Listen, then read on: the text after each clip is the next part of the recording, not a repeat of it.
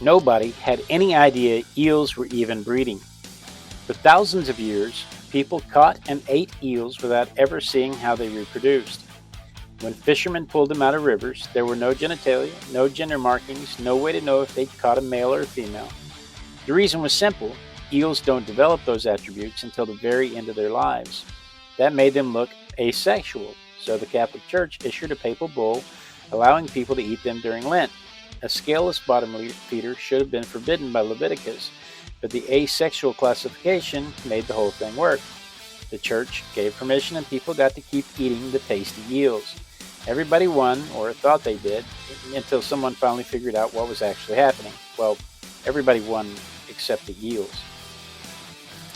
Eels have at least 5 completely different stages to their life cycle, and at every stage they look like a completely different animal. They start out as transparent, leaf-shaped larvae drifting through the ocean for about 2 years, eating plankton and invisible to anybody watching.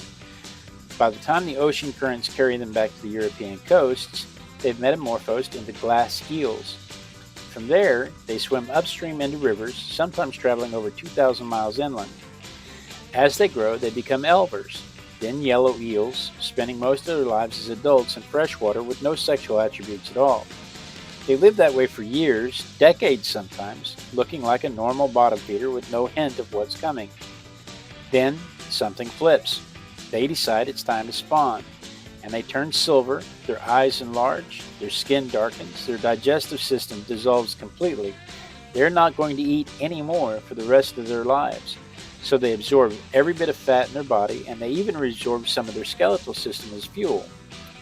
A silver eel leaving Scotland takes about 5 months to reach the middle of the Atlantic, swimming at roughly 9 to 10 miles per day.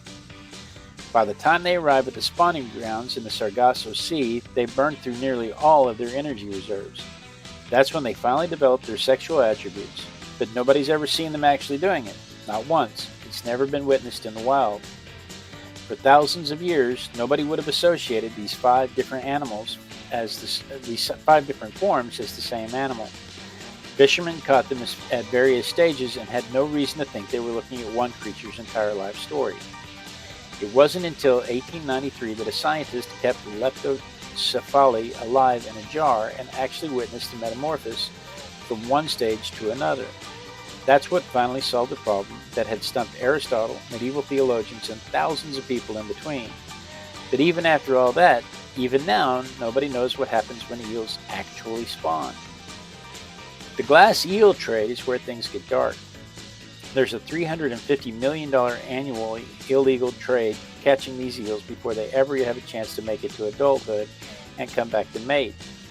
The price per gram is higher than cocaine and gold. They catch the glass eels at coastal barriers and estuaries, the exact moment they're trying to migrate upstream, and then they ship them to Asia to be raised in aquaculture farms. That illegal trade, combined with the dams built for the hydroelectric power, are the 2 main things driving eel populations down. European eels have declined by 95% since the 1980s, and at this rate, recovery might not be possible anymore.